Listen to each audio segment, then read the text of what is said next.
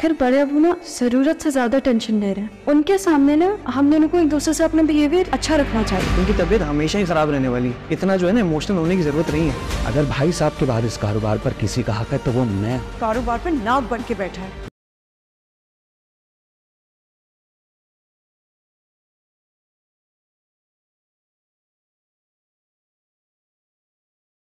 अस्सलाम वालेकुम नाजरीन, ड्रामा सीरियल मायरी की नेक्स्ट एपिसोड में आप देखेंगे कि ज़हीर बात करते हैं कि वो बहुत ज़्यादा परेशान है। फ़ाखर और एनी की आपस में अंडरस्टैंडिंग नहीं हो रही। उन्होंने इसे बताया कि ये फ़ैसला उन्होंने बहुत सोच समझ कर किया था, क्योंकि शादी करके वो इन दोनों की ही भलाई चाहते थे। अब ऐसे में एनी बड़े अब्बा की बात सुनकर जब वापस आती है कमरे में तो वो बहुत ज़्यादा टेंस हो जाती है।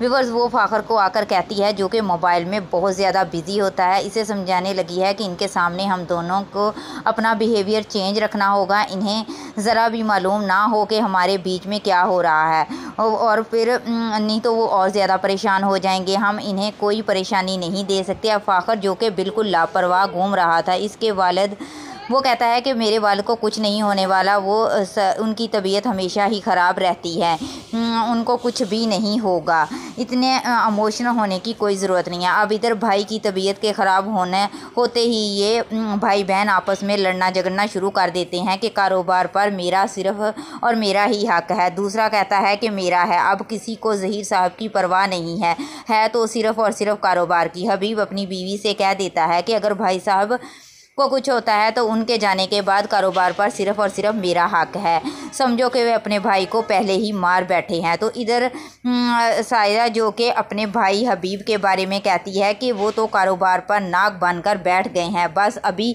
आपस में ही तकरार चल रही थी कि किसी तरफ से हम ही सिर्फ़ और सिर्फ इस कारोबार के मालिक बन जाए। मतलब भाई मरता है तो मरे, कोई परवाह नहीं, कारोबार या रुपए पैसा हमारे हाथ लगना चाहिए। परेशानी तो है तो सिर्फ़ और सिर्फ उसकी बीवी को, और ज़हीर भाई को कुछ हो गया तो हबीब हमारे लिए बहुत ज़्यादा मुश्किलात खड़ी कर देगा। खैर, फिर वो वक्त भी आ जाता है जो कि सब ने पहले से ही सोच रखा। अगले दिन हुआ कि समीना अपने शौहर की देखभाल कर रही होती है। इतने में उठी और कुछ खाने पाया और मेडिसिन ली है तो ज़हीर साहब कोई जवाब नहीं देते। समीना अपने शौहर के हाथों को देखती है, फिर मुँह को देखती है, सोच विचार ही कर रही होती है, देख रही होती है कहीं ऐसा तो नहीं हुआ ज़हीर को कुछ हो गया है। अब जब तक इसका दिमाग समझता है तो इसी वक्त वो फ़ौरन अपने बेटे को आवाज़ देती है, फ़ाखर को बुलवाती है। फ़ौरन ये सब को उनको वहाँ पे जमा कर लेती है। अबीब जल्दी से आता है और अपने भाई को देखता है, मगर ज़हीर साहब की रूह कब तक प्रवास कर गई होती है। अब समीना और बाकी अकेले रह गए हैं, जिसके बाद इन्हें अपने रिश्तों की ही नहीं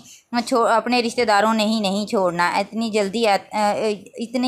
जल्दी में समीना को समझाती है और इसे दिलासा देती है अब यहाँ पर किसी और को तकलीफ़ नहीं है। ज़हीर के साहब के चले जाने का दुख सिर्फ है तो सिर्फ फ़ाखर और उसकी वालदा और एनी को है। वो अकेले रह गए हैं, जिसके बाद इनका कोई रास जो सुकून नहीं रहा, सब कुछ बर्बाद हो गया। ज़हीर साहब का एक इकलौता बेटा है और अकेला ही इसका वारिस है, बाकी रह गई है, मगर यहाँ पर इसका कारोबार, इसमें के हिस्सेदार सभी बनकर आ जाएंगे और सभी की यही ख्वाहिश होगी कि वो ये कारोबार सिर्फ हमारे हिस्से में आए।